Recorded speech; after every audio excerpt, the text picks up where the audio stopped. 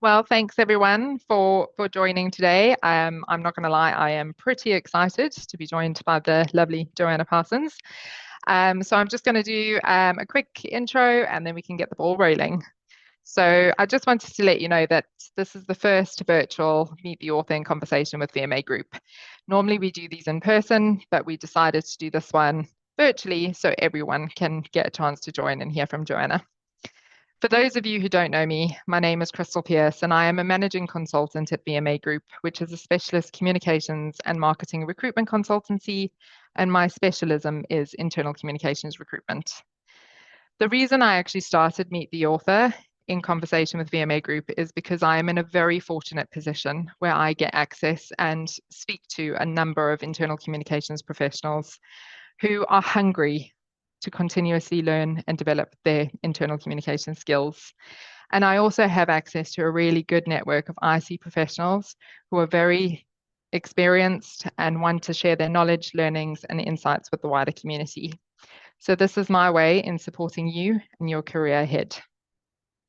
In today's session, I am delighted to be joined by Joanna Parsons, the comms gal, CEO of Curious Root, and an award-winning IC professional who has multiple awards under her name.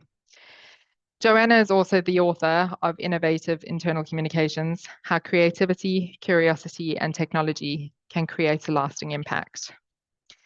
In today's session, I'm going to ask Joanna a series of questions around her new book, a few questions about her career and how she got to where she is now. And then at the end of our little chat, we're just going to have a little Q&A session with you guys so you can ask questions.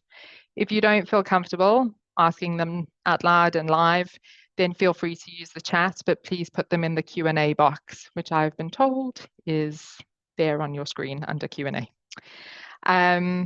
Please, if you can, keep yourselves on mute because obviously there's going to be a lot of people trying to ask questions. So my lovely colleague Genevieve, who you can't see, is going to be helping me try and navigate the questions. So please bear with us because I'm sure there'll be quite a few. So before we start off with the Q&A, I just thought I would like to hand over to Joanna so she can do a quick intro and then we can get going. Okay, goodness, that was lovely. Thank you very much. I'm Joanna, if anybody doesn't know me yet. I am an internal communications consultant, author, trainer, content creator, nerd, I think it's fair to say at this stage. I've worked in internal comms a long time, 12 years, a bit more maybe. And now I run my own consulting practice called The Curious Root, and I run a membership community for internal communication practitioners called The Curious Tribe. Brilliant. Perfect. Thank you. So I thought it would be a good opportunity for you to share a brief overview of your internal communications journey from where it started to where it is now, because I know a lot of the people who are attending are curious about how you got to your superstardom. That makes me uncomfortable. The first thing I want to say is I have a kind of a tickly cough today. So anytime Crystal makes me laugh, I'm probably going to cough and go on mute and have a cough. So just bear with me as I go through it. So I am one of many people who sort of fell into the world of internal comms, never had a great plan to work in internal comms, never had a great plan to work in comms in general. I actually studied sociology in university. I was always like a really avid reader and writer and loved books and language, but I never really considered communications as a career. And then I sort of fell into it while I was in an organization, learned that internal comms is a thing and it exists. And I just loved it. I think there was something in me about being an employee previously in organizations where communication was so crap, and I could see where I could really add value. And I'm like, I can absolutely help you with this. And like, we can give employees a better experience. So that really drew me in. And then over the course of my career, I've jumped around a lot. Like if you look at my LinkedIn, I move jobs every kind of 2-3 years. And that's usually because I get to a place of where I feel like I've got everything working really well and now I want more. And in some organizations, like there isn't space for more. There's no promotion coming. They just want it done like that. So I've worked in financial services. I've worked in tech. I've worked in policing. I've worked in the charity sector. The thing that strikes me over them all is actually how similar they are in the challenges rather than how different they are. I remember going from a pension company to the National Police Force and being really shocked at like, oh, they're struggling with all of the same things around leadership communication and manager communication and long-windedness. And then in terms of the superstardom, like it's funny because people say, how are you such an overnight success? How did you suddenly blow up on LinkedIn? Well, I didn't. I've been posting on LinkedIn for about 5 years. It's been like not a grind because I enjoy it, but it's been slow and steady. And then it's just kind of started to explode in the last year. Brilliant. Do you remember that post that made you go viral? No, I remember like, especially if there's anyone listening to this and like you don't want to start posting on LinkedIn or you feel nervous, first thing I would say is nobody cares. Nobody cares about your content as much as you do. Like post it and try it. I was posting into the void, I'd say for the first year, where I would post things and like nobody would read it or engage with it or comment on it. And then you slowly just start experimenting and iterating and innovating in like, oh, that kind of thing seemed to work, or that topic is of interest to people. Maybe I can double down. How can I do that in a different way? And it's just about that curiosity of like what's resonating, who your audience is. The great thing for us as communicators, we already have such a massive advantage because we know how to communicate. We're just usually doing it on behalf of other people or on behalf of organizations. Whereas I think LinkedIn and social platforms generally give us a brilliant opportunity to do it about ourselves and about our own interests. I just love making content. Like it, people say, how do you post on LinkedIn every day? Because I think it's great crack and I love it. That's how I do it. Yeah, and if you do something you love, it comes to you easily. But it's a good segue to us to go and talk about this amazing book that you've released. I think is it 2 months now or 3 months? I can't remember the date Start of of the launch. August on this side of the world, end of August in the US.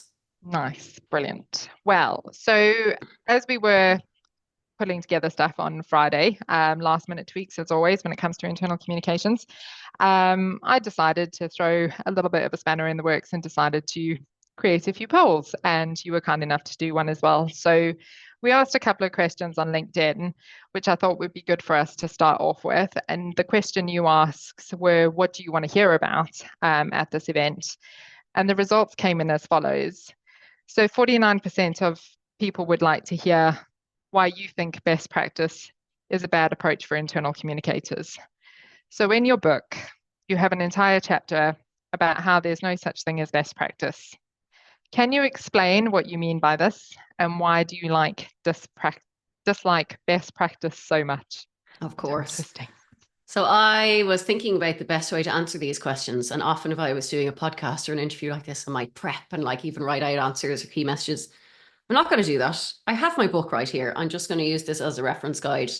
So this whole chapter is chapter 4. It starts on page 76. And originally, actually, this whole thing about best practice is where the book originated from, because I started noticing the words best practice everywhere in the world of internal comms. It's a little bit like, I remember when I got engaged and I got my engagement ring and suddenly I noticed sparkly rings everywhere. I was like, why does everyone suddenly have a sparkly ring? My husband's like, they're always there. It's just you weren't attuned. You weren't looking for them.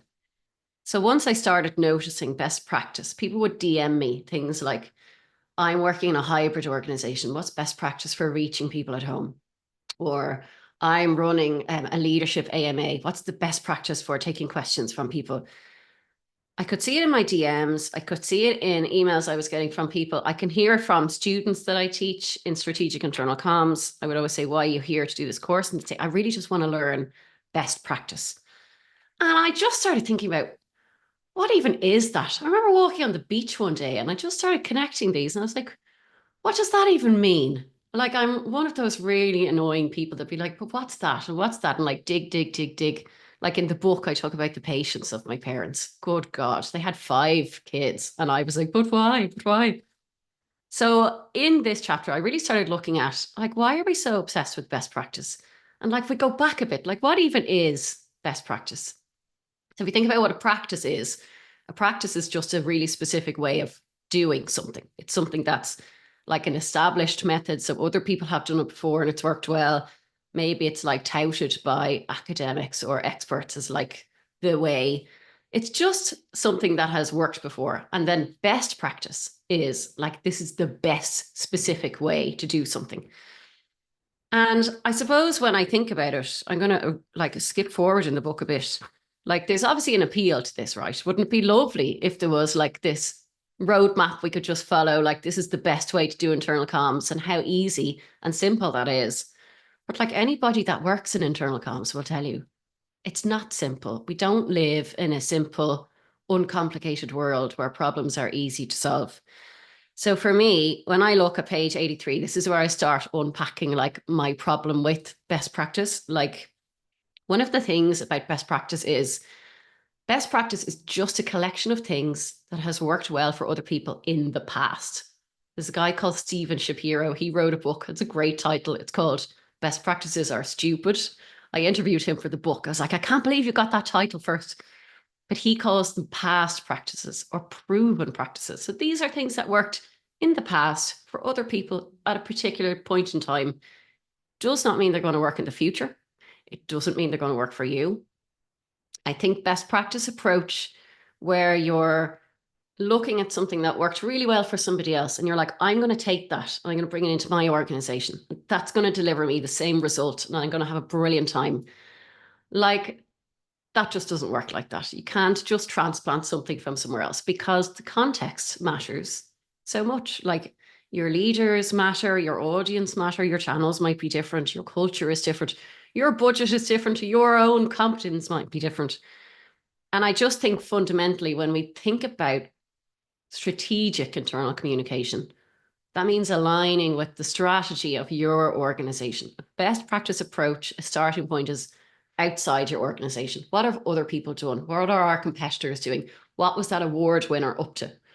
Whereas I really prefer to start with what does our organization need? Let's get really deeply curious about our organizational strategy and our culture and what problem are we trying to solve?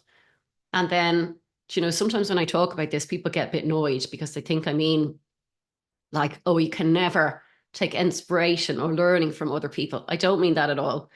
Let's stop calling things best practice, because if something is the best, like you can't do better than the best. And it kind of stops you looking for ways to iterate or innovate.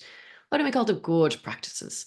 So like get really deeply curious about your own organization, what problem you're trying to solve, and then start taking inspiration from what other people are doing, what's worked elsewhere. So absolutely use it as learning and like guidance, but not a kind of a fixed roadmap of you must do this. Does that answer your question a bit? God, I love this topic. It Can you does. tell? It definitely does. And I think, I mean, it's something we mentioned when we were running through on Friday. I spoke to someone who in her career has always strived about being the best and doing the best and always comparing oneself to another in different roles. And whilst I've been working with you on this book and, you know, reading it and going through it, things for me have clicked. I see in job descriptions, I think his name is Andrew, mentioned in the chat, that while he's looking for jobs, he sees best practice internal comms everywhere. And for me, it's really about looking inward and looking inside the skills that you have to bring, and then really innovating and being curious of how you can improve those good practices to turn them into what's best for you within that organization. And I I hope think that this makes is a sense. good reminder that like our job is so hard. Yeah. Like if the problems we had to solve were really easy and simple, like we probably first of all wouldn't enjoy the job so much because that'd be boring. Mm, But this is a good reminder that best practice just doesn't really fit complicated, difficult problems, which are the ones that we encounter every day with culture and people and leaders and all of that. So, like when you're feeling frustrated or you're having a bad day, please remember it's because you're doing a really hard job. Maybe we don't acknowledge that enough. yeah, definitely. Which leads me on to the next question around what people wanted to hear about and maybe being innovative. So 33% of the respondents wanted to hear your thoughts around innovation, what you think innovation is, and why it's fundamental to internal communicators and why they should care about it. Lovely. It's funny because when I pitched this book idea to the publisher, and I was like, I really want to write this book, like dismantling best practice and showing how maybe curiosity is the antidote or whatever. They were like, we really want you to have like a positive angle on this. So instead of like railing against best practice, why don't we talk about innovation and curiosity? And I was like, oh yeah. And then I read this thing online, somebody that I respect quite a lot, I won't name them, but he just had a little LinkedIn post one day and he said, never ever use the word innovation in any of your headlines or anything in work because it's the most boring word ever and everybody hates it. And I was like, oh shit, I've already agreed the title. But it's a funny word, innovation, because people they react to it kind of funny. They either get really bored of it. And I think that's because people are wary of it, because organizations are so guilty of saying, we are innovative when we innovate all the time. And then you try to do something new and there's like 17 rounds of approvals. And like, it's nonsense that they're innovative. So I thought, well, why don't I explore what innovation is and like, why should we care about it in internal comms? Does it matter? Like, is it just a buzzword? And it's funny because when I spoke to internal communicators about what innovation is, they all seem to equate it with technology. It's all about digital apps or intranets or new tools. And then you speak to innovation experts more broadly, it's a lot wider than that. And in the book, I spent ages looking at definitions and talking to different people, and I tried to make it as simple as I could to explain it so people can take it and run with it. So essentially, I've made a little checklist for innovation in the book. So you are an innovator if you're doing three things. So one is this concept of novelty. So you're doing something that's new. Now, I want to point out this doesn't have to be new to the whole world. It doesn't have to be an invention. If you're doing something that's new for your team or your organization, that's tick box number one. The second is concept of like putting an idea into action. So like having a creative idea isn't enough. You can have creative ideas all day long, but you have to execute that idea. You have to do something with it. And then the third bit that I think people often forget, maybe the most important, is value. This has to be delivering value to your team or your organization. You have to be solving a problem. So if you're doing something new, you're putting an idea into action that's new, and you're delivering value, that's innovation. So it doesn't have to be a massive thing. You don't have to be Steve Jobs. You don't have to be in Silicon Valley. You don't have to have a budget. You can just, and it doesn't have to be a massive thing. It could be a tiny little thing that's like going to compound over time. Brilliant. Awesome. Thank you. Do you think you need to have confidence to be innovative? I think that's a good question. I think, yeah, I don't know. Yeah, maybe. Like innovation is about doing new things. And if you're totally not confident, it can be very hard to like propose to your boss, well, I see the way you've done things for 5 years and I think I have a better idea. Like it does take some confidence to do that. If you're worried about trying new things, I would really encourage you to read the bits in the book that talk you through innovation and put it in the context of internal comms. Because what I hope this book does is kind of takes you by the hand and takes you through this journey to make it not scary and not intimidating and like really accessible and open to anybody. Anybody can innovate. And if you're really on the side of like, I don't have the confidence to do this, my advice would be to pick something that's really small, absolutely like low risk. If it goes horribly wrong, the organization's going to keep going. No one's going to lose any money. Nobody's going to die. Like it's grand. And then if it doesn't work, even that isn't a bad thing. Because when you try something and fails, what a massive learning that is. You could probably learn more than if it worked. So I really hope this book is like, let's stop thinking that all the innovators are the Elon Musks of the world. Oh, I can't believe I even said his name. So sorry. But like innovation is for everybody. We can all do it. Yeah. And I think reframing it as it doesn't have to be reinventing the wheel is definitely what I know probably a lot of the internal comms professionals want to hear, because they do feel like they have to change the dial and constantly do these big things to make a difference. But it could be the small ones to move the needle. Like I have a guy in my membership community who completely innovated on the town halls that he was having in work. They were just the typical sort of PowerPoint for an hour and everyone was a bit bored. And even I think the leaders presenting were a bit bored. And he like did such a simple, like didn't really invest any money, but he changed it from presentations to conversations.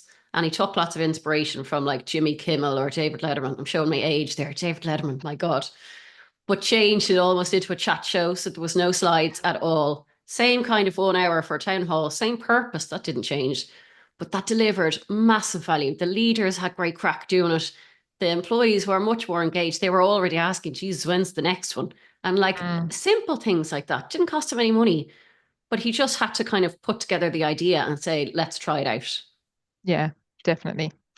Brilliant. So one of the other things we saw whilst you were researching for your book, and you spoke to a lot of internal communicators, was that a variety of patterns emerged. So I know that there's 10 listed in the book, but I just wondered what key themes you noticed whilst you were researching for your book.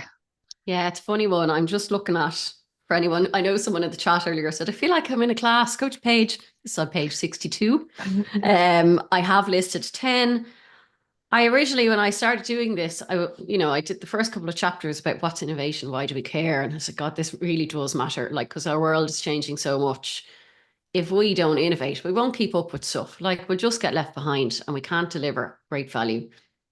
So I thought, why don't I just start like getting curious with people and asking questions and finding out, well, why aren't we innovating more? And like, what are the reasons people are telling themselves they can't innovate or they won't innovate? Thinking I might get 2 or 3 kind of solid reasons, and it just started spiraling. And then I got to like, here's 4 reasons why people can't innovate, and 5 and 6 and 7. I eventually capped it at 10. So I was like, I'm going to lose my life doing this. But some of them, like these pain points, will be super familiar to like anyone on this call. Like one is like tiny teams and budgets, where people are like, I am a team of 1. Would you go away from me talking about innovation? I don't even have time to have lunch. Would you stop? Or the same with like, if people have no budget, there was a kind of a conception that you need to have a budget to innovate, which I do try to tackle in the book. Maybe you don't. And there was one interesting one, which was about, and I see someone mentioned in the chat earlier about the pressure to be lean. That's definitely there. There's one as well about kind of misconceptions that there's a misunderstanding in the organization of what internal comms is or what it's there to deliver. And it's very hard to get maybe some space to start innovating and doing things differently if people think that you're literally just there to send out the staff emails and make the posters. Like, why would you need to innovate to do that? Just get on with it, Susan. I don't know who Susan is. But those themes were like so clear across, like I spoke to people all over the world in really different ranks of seniority and tenure. And these were the things that came up time and time again that people are struggling with. Yep, misconceptions is definitely one. And it's something I've recently, I don't know why, over the last maybe 6 months, could even be longer, just been having conversations with the IC pros that I work with about internal communications, how it's seen or perceived within the business, is the value there? And then I've been sitting there thinking, oh, do we need to post more on LinkedIn to really shout out about how great internal communications is? But then Cloak and Dagger comes in and you're not allowed to share stuff, or people don't want to share because they're too busy doing everything and anything else and they're just tired.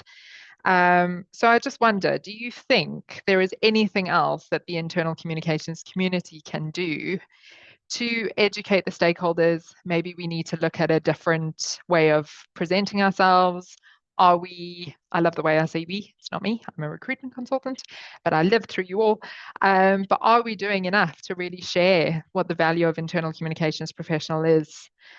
Because one of the quotes in your book was, despite my best efforts, many of my stakeholders still remain clueless about what I'm actually here to do and the value that I bring. And I just know that this person is not alone. So I don't know, do you think there's something else that we can all be doing as a collective group to really drive what internal comms is and the value that we bring? This is something I am increasingly thinking about a lot, not just like what's the purpose of internal comms up here, but for the individual practitioner in-house. What is the purpose of internal communication for your organization? And do your stakeholders know what that is? And do they agree with that? Let me do a little quick exercise. Type into the chat there. This is just a yes or no question. If I went into your organization tomorrow and I spoke to 20 of your key stakeholders that you deal with all the time, and I asked them, what is the purpose of internal comms here? Would they all give me roughly the same answer?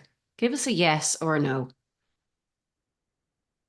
Okay, and see, there's a lot of honesty here. Thanks, lads. There's a lot of no. There's a few yeses. There's a nah. I love that nah. Okay, there's a lot of no's. This is very common. Yeah, there's a nope. Yeah, okay. So that's pretty common. I feel like this is one of those bits that the more I'm just so endlessly curious about how I can help practitioners. And this is something that's coming up more and more. We actually just did a big deep dive into this in my coaching call with the Curious Tribe last week, where we talked about, let's get some clarity around the purpose of internal comms in your organization. What is it there to deliver? Because that helps you figure out what your value is. It also helps you figure out what you're not going to spend your time on. You can make a to don't list, which I'm such a big fan of, but you can't make that if you don't have a clear purpose. So maybe your purpose is, I hate this term, strategic alignment. Maybe your purpose is to create a shared understanding of the mission, vision, values, and strategy of the company. And so everything you do is serving that purpose. So when Mary from HR comes and says, will you make me, will you order the cupcakes for Friday afternoon and make me a poster for it? And you think to yourself, well, is that serving my purpose? Is that anything to do with strategic alignment? The answer is no, you don't do it. Look at that. Sorry now, whoever, Mary in HR, I always use Mary as an example. But I think so often as communication practitioners, like sometimes we're our own worst enemy because we are, I'm generalizing here, we're generally really helpful people, maybe too helpful. We do struggle to say no sometimes. It's kind of hard to turn somebody down, especially if they're senior to us. A lot of this can be solved by getting super, super clear on your purpose, what you're there to do, what you're not there to do. I'm not saying it's easy to do that. Like I do workshops on this with clients. We will spend half a day, a whole day together arguing over this and noodling it out and then they have to go to leadership and get the whole thing. But this is a really good investment of your time. So if you do feel like nobody understands what I'm here to do and I'm getting all the grunt work, this is a really good thing for you to start thinking about. Brilliant. Thank you. Now, I can't remember what chapter it is in, but there is a chapter, there's a part in your book that you mention about analyzing what you do, or auditing essentially your role and then what you do and then what's important, what is not. Would you apply the same, basically what you've just mentioned to that practice as well? I can't remember what it was called. Yeah, so there is on page 106, students, gas, there is a really good tool. If you don't have the book and you don't know what I'm talking about, you can just Google Eisenhower matrix. So this is a really simple exercise. If you are someone that, like, you get to 5 o'clock in the day and you haven't even touched your to-do list, but you have been flat out busy, you're wrecked at the end of the week, but you're not really achieving anything. And if you actually stop to think, how is my work mapping to the strategic priorities? And there's no links there at all. Please sit down and take 15 minutes out of your life and do this exercise. So this is really simple. You have 4 boxes. Why am I trying to draw boxes in the air? I don't know. So in one box is all your work that is important and urgent. So urgent doesn't mean that you feel it's very urgent, but there's a deadline on it. Someone's going to come chasing you if this is not done. And it's important. So important means it's aligned to your strategy. So put all of your tasks that you have spent time on in the last week or 2 weeks, write them all down and put them in that box. Then up on the other corner is important and not urgent. So these are the things that really matter that we tend to kick to the end of the list because no one's demanding that we do them. Measurement, evaluation, building relationships, strategic planning, creative thinking, innovation, all the stuff that we know really matters, but because no one's going to come chasing us for it. And then underneath the bottom 2 quadrants are work that is not important. So it's not important and not urgent, or not important and urgent. You should not be doing any not important work. So that bit where you start to map out, God, I've spent 30% of my week on stuff that is not important. It doesn't necessarily mean you have to figure out, how can I just stop doing all that work? Particularly if you're in a more junior role, like you just can't do that. But it does give you great data and insight to bring to your boss and say, do you know, I just got really curious about how I'm spending my time. And it looks like 30% of my time is going on not important work that stakeholders are just dumping on me. I feel like I can add more value. I feel like I can contribute more to the strategy. Can we have a discussion about this and come up with some ways of saying no to this work, maybe delegating it to someone else, or just taking this off the list? Brilliant. Thanks, Joanna, because it leads me straight into chapter 7, which is all about boredom.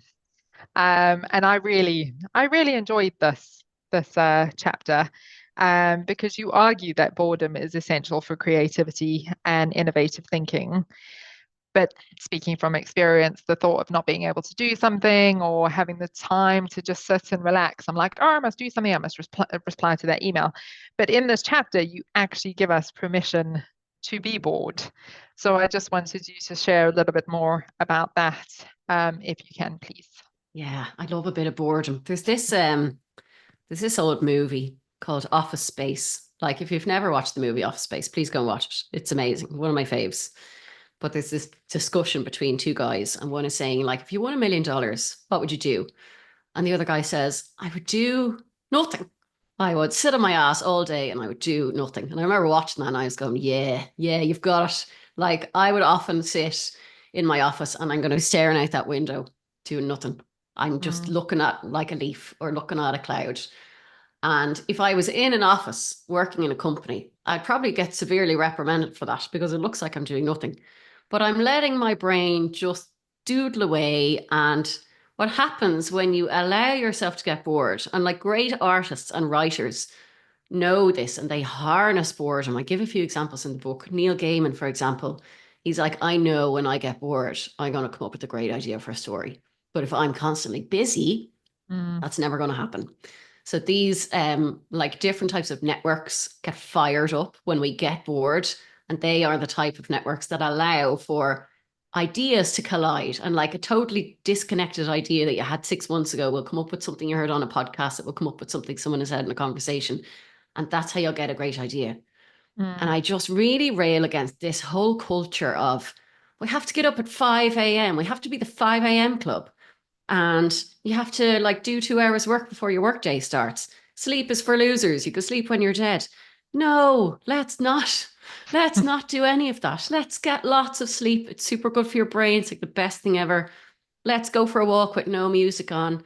Let's sit mm, around, do a bit of nothing in the interests of that's how you're going to create really good ideas. I have a good example in the opening of that chapter. That's chapter 7. That's page 148 for anyone who's taking notes, where I interviewed Asif Chowdhury, who runs a really good podcast on comms.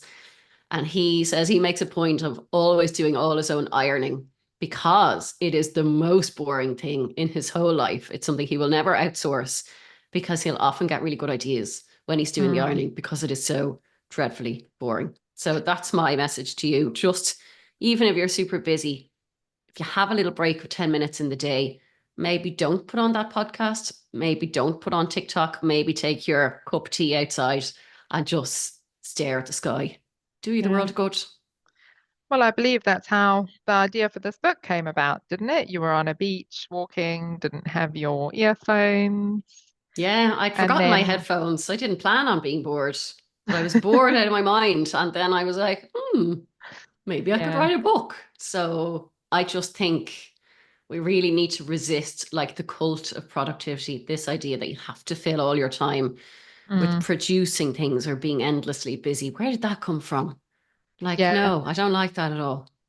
And I think that's when we asked the poll on Friday, it was time pressure came in at 28%, which wasn't the highest. The highest was 34% of tiny teams and budgets. But time pressure, people are at the moment, they're just feeling pushed and pulled. And so you've given them permission to rest, be bored, let the creativity flow. You don't have to work 24 hours a day. Joanna has said so. So there we go. It's funny, I had a message that just this morning from a director of internal comms said, I just finished chapter 7. Thank you. I just needed somebody to tell me that it's okay to slow Mm, down. I'm going to put this into practice because at the end of the chapter, I have like, here's a bunch of stuff you can do. And again, this is all zero cost, easy to access, practical stuff. yeah. So yeah, let's start a club. Let's start a club, like the Let's Be Bored and Do Nothing club. And Oh, once in a while, we'll get together and we'll be bored and do absolutely nothing. It'd be wonderful. I think it's great. Who's going to join? Anyone? Anyone want to join? We'll go to London. We'll sit in Crystal's office and stare at her work, and we'll all be bored. Well, and Yeah, then at the end, we get to watch Office Space together. See, it's all yeah. coming together. There you go. Sounds like a great plan. Um, so one of the experts that you actually interviewed in the book, was from, I'm going to get this wrong, so bear with me. I've got to read this down. Was a professor of biochemistry from a university in Dublin.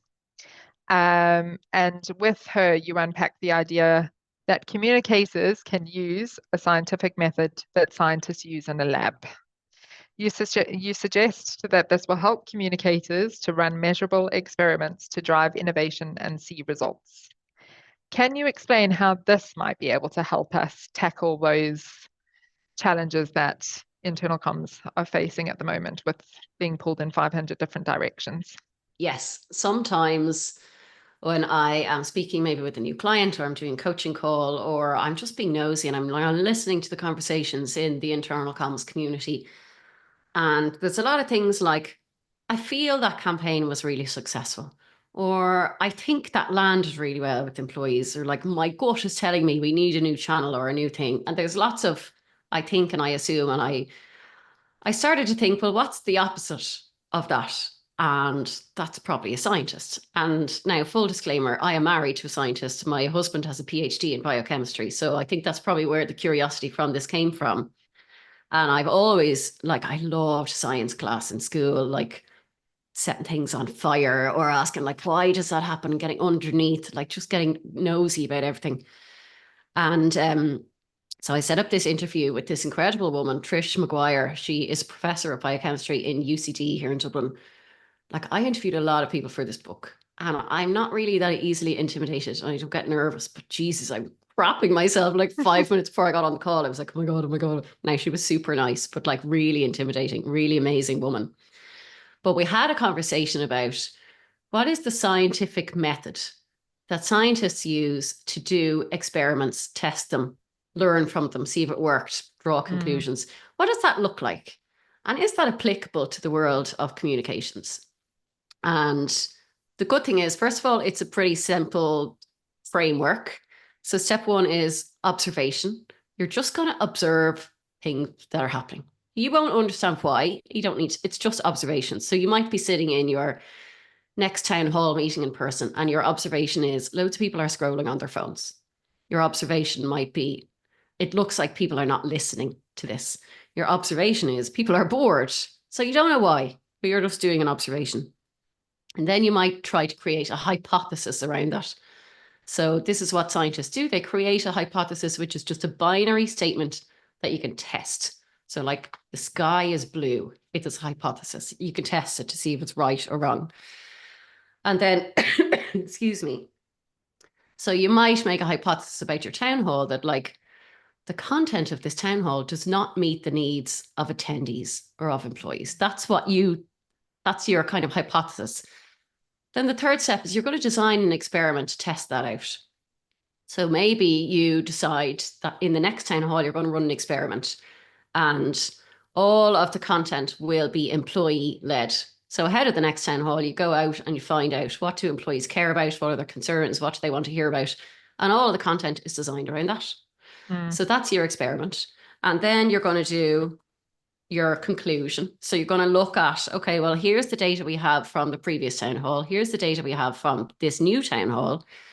Let's look at what we can conclude. So you might conclude things like, well, actually, basing it around the needs of employees reduces boredom and increases engagement, or helps leaders be understood more.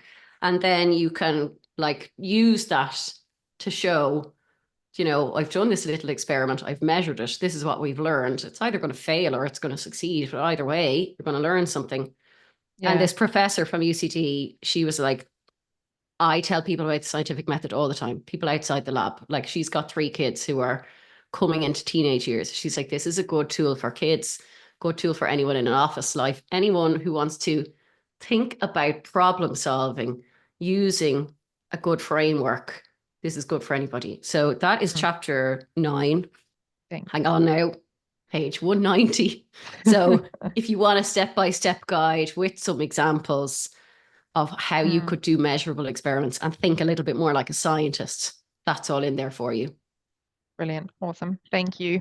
Can you remind me of the 3, I can't pronounce the middle one, hypotheses, the things that you're looking for? So it's the observation. Yeah. So we've got an observation first, then a hypothesis, then you run your experiment, Yeah. Then you do an analysis, and then you reach your conclusion. So Brilliant. it's a 5-step framework. You just do it again and again and again. Awesome. Thank you. I'm just making notes myself because Yeah. I think you can apply it in everyday life, I think as you you can. mentioned. Yeah, absolutely. So I'm just conscious of time, and we obviously do want to give access to the panel, the attendees to ask questions as well. So I've just got a few questions that I just wanted to run past you. What do you think about AI and the future of internal communications, which I know is somewhere in your book? I think it's the last chapter you've covered AI. But I just wanted to hear your views because it is a very hot topic at the moment. I deliberately, like, technology is in the title of the book, and I had to address it somewhere, but I deliberately put it right at the end of the book, like it's chapter 10. And I deliberately did that because we, as an internal comms community, did seem to have this very strict relationship between innovation and technology. So I wanted to like break that and like stick it at the end. I mean, AI is an interesting one. Like, if you look back throughout history, anytime there's been a very disruptive technology, people have always had very emotional reactions to it. Like when the motor car was introduced, there was mass hysteria. People thought that driving at such a fast velocity would affect the muscles in your face. They even coined a phrase, motor face, where your face would be frozen in this terrible, it was even worse for women, apparently. Bicycle face was also a thing when bikes were invented. When the internet came out, there was mass hysteria. When the television was invented, that was a terrible thing. When the telephone was invented, people went mental. There was a new disease, actually, when the telephone was invented, telephone ear. You would suffer terrible affliction if you were on the telephone too much. So if you look back through history, there's a lot we can learn about when disruptive technologies are introduced to societies. There will always be a resistance. And you can see that in the way that AI has been received by society more broadly and also within the comms community. There are some people in the comms community, I'm thinking of Frank Dias comes straight to mind, and Jonas Hansen, who are like straight in there. That's my new playground. I'm going to test out as much as I can. I'm so curious about this. And there are other people who are just like, I hate everything about this. This is a craft. I don't want something coming up with ideas for me. We've always done it this way. I prefer to do it this way. I mean, I think like AI is here anyway. I think the hysteria over it will probably die down over time. Like, I had awful reactions from some people when I did like an AI headshot experiment and I put it on LinkedIn. Like, I just fed, say, 20 selfies of myself into this AI tool and it shot me out these like professional looking headshots. Like, I thought it was deadly. I was like, oh my God, I hate getting my picture taken. Like, this is amazing. But some people were very upset with me about it. And they were like, no, this is really inauthentic. That's not really your face. How dare you lie to your audience? Now, there was one woman who was really upset, but like her LinkedIn photo was like really funny because she had tons of makeup on and it was very enhanced by Photoshop. And it just made me curious about at what point does it become normal? Like, why is one okay and one isn't? So I think AI is a complex topic. I am a fan of a lot of tools that I use all the time for AI. Other people may need some time to adjust. But I think the hysteria will die down as it becomes more normalized. And I think it's just another tool or another skill that you can learn. So the skill of the art of prompting, I think, as a communicator, is being able to ask clear, concise questions. So you could actually use it in your favor when, trying to do things, even if you just need it for a little prompt, or if it's gonna, I don't know, help drafting some content, etc. But I was just curious to know what you thought about AI and the future of internal comms, because it's everywhere at the moment, with everyone that we're talking about. And then the last question from me is, what is the one piece of advice that you wish someone gave you when you were younger or earlier in your career that you can share with other people? I think I mentioned this earlier, but it's that bit that nobody cares. Like, I watched this guy, Ali Abdal, on YouTube, and he gives advice. Like, I started a YouTube channel at the start of this year, and it seems silly now, but when I started, I was so embarrassed about it. Like, I couldn't even tell my husband, like, I want to be a YouTuber. Like, I was like, I'm too old. I can't do it. I don't know what I'm like. I'm terrible on video. There's no way. Nobody wants to hear what I want to say. All of this. And I just wish that going back through all my years, I'd had a piece of advice I got at the start of this year, which was nobody cares. Like literally nobody cares. You can go on YouTube and have a total flop. Nobody cares. You can go Yeah. on and be a great success. Nobody cares. Like everyone's busy in their own lives. So I think probably throughout my career, I probably always cared a bit too much. What do people think? Will people like me? What will people think if I do this?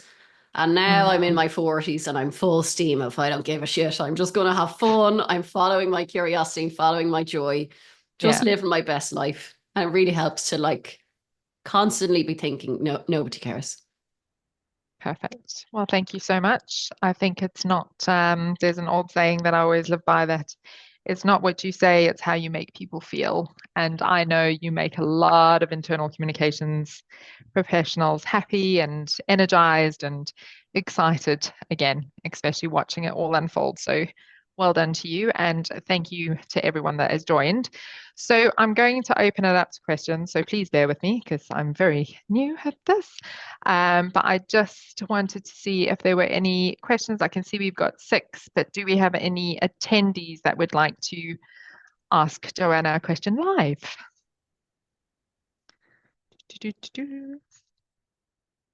Can you put your hands up? Sorry, Genevieve's just told me, who is behind the VMA group banner. Um, if you have got any questions. I'll start with the questions here. So Claire in Paris wants to know how you managed to change sectors as she is finding it impossible.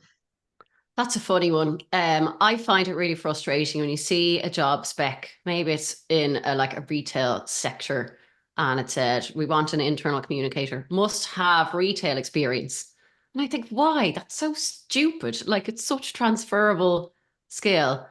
I think I've always tried to communicate in interviews or in job applications the transferability of my skills and how my previous experience would help to solve their particular problem. So you can do that by picking out a particular thing in the job spec that you know they want you to achieve, and you can say how you've achieved that already. Or you might go snooping around their intranet, find something that you know they're working on that's important to them, and try to explain how you would solve that using your past experience. Thank you. Rhiannon Marzuka, apologies if I pronounce your names wrong, and I can see your hands are raised as well. I'll get to you, but what helped you decide to take the leap from being an employee to running your own business? That's a good question. I think when I turned 40, it's a very natural time to kind of reflect on your life and think about, like, am I doing what I really want to do? And I just really wanted to give it a go on my own. I was already starting to get requests from people who thought I already was running my own business, who were like, will you come and do a bit of consulting for me? Will you help me figure out this problem? But I always had to say no.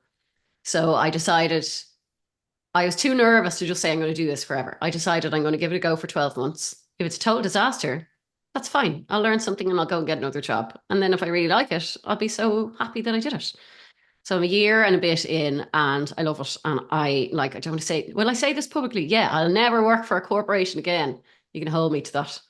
And if you see me working for a company, it means it's all gone downhill.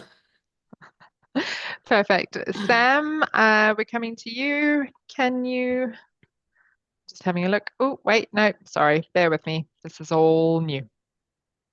So Sam in Boston, can you share your thoughts about the intersection of HR communications and internal communications? What value do you believe these orgs should align to? This is a good question. It's one that people always ask me about, reporting lines and where should internal comms sit. Now, I have not had great experiences of internal comms reporting to HR simply because internal comms becomes almost subservient to the HR agenda and it becomes almost like the mouthpiece of HR. So internal comms purpose becomes tell everybody about the policies and the Wellness Wednesdays and the HR initiatives. I do prefer to see comms reporting to a comms unit where that's possible. But internal comms and HR do need to collaborate well. You do need to find common ground because you're either going to be best friends or worst enemies. And there is so much that you're trying to do together. So it's about going back to that bit earlier about I said about the purpose. What is the purpose of internal comms? What is the purpose of HR? Where do you overlap? Almost want to make it like a Venn diagram and then see where are those opportunities to work together? What are those common goals where it's not territorial, but you're actually like collaborating well? Perfect. Thanks. Tracy, do you want to ask your question?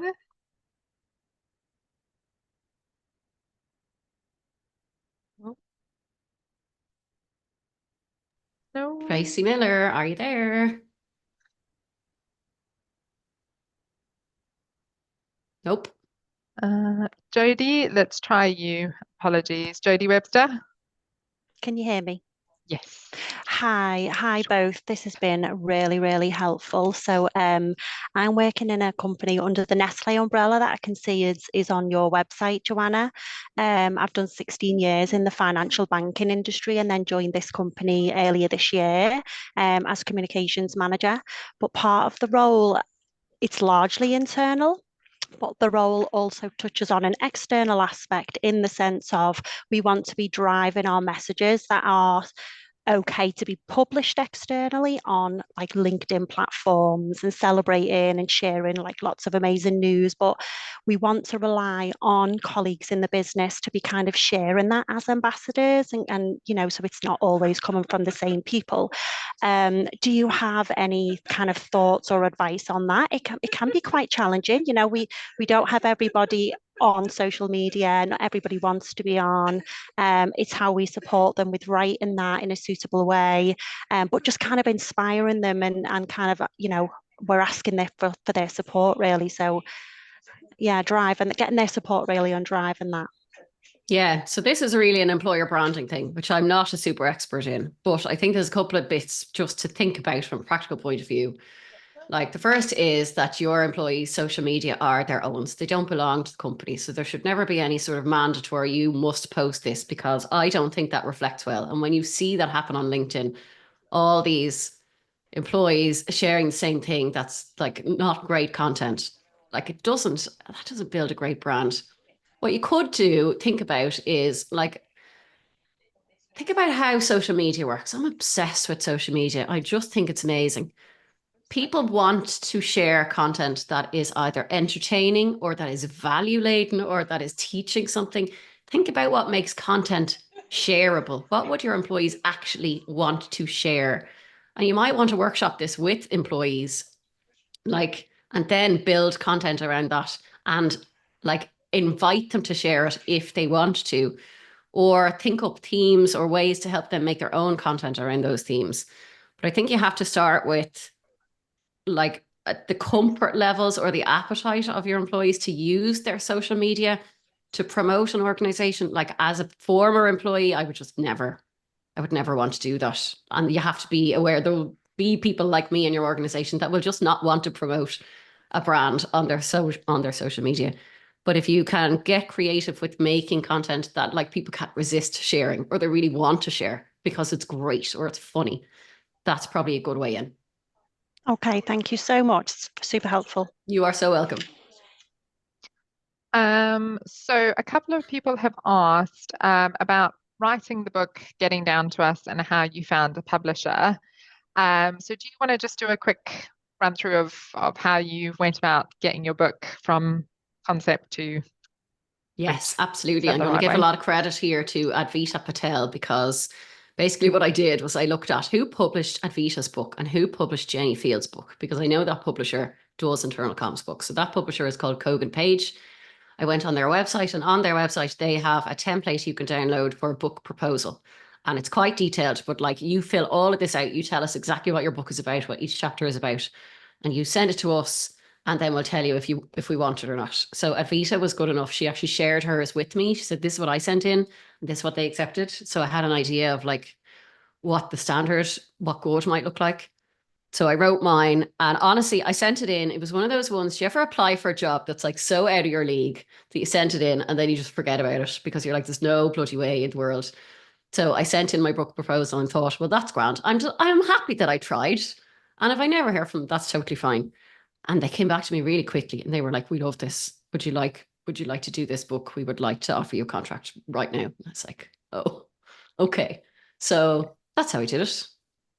Yeah. So no, I mean, did you have any hesitations or did you just go for it?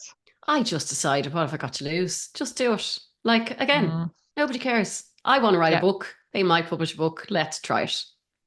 brilliant.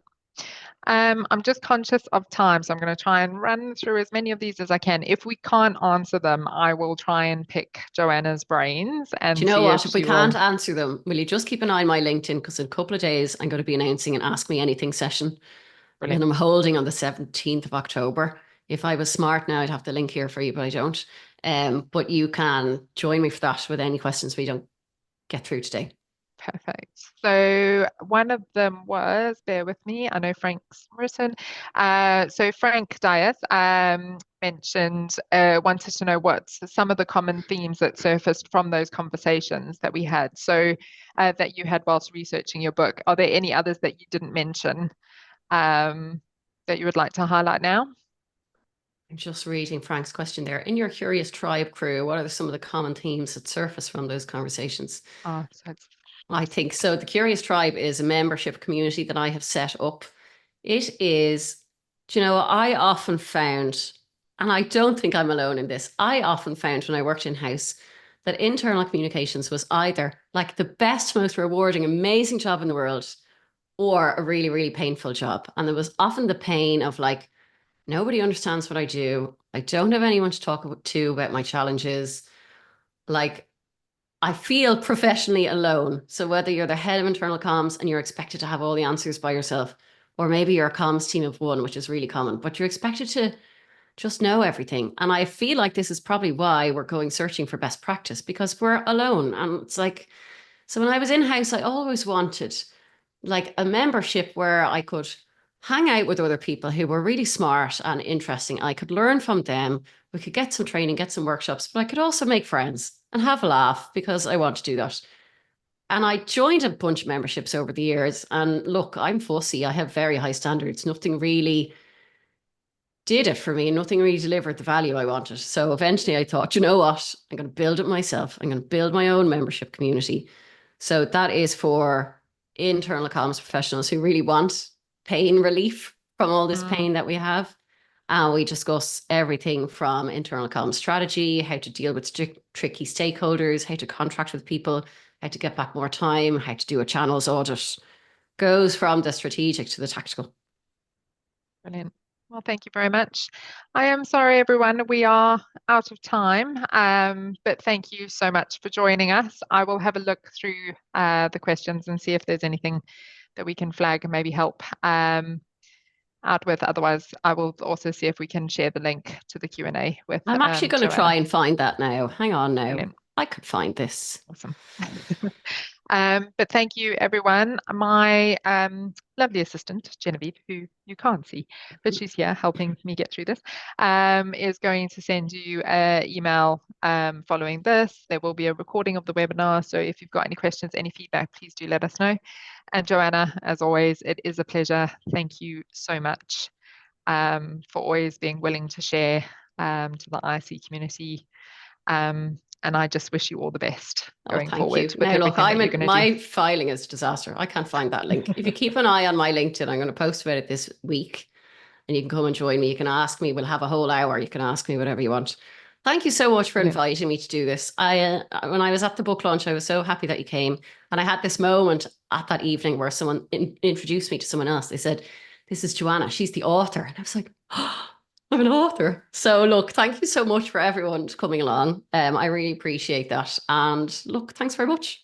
Brilliant. Awesome. Thanks, everyone. Thank you. Bye. Bye.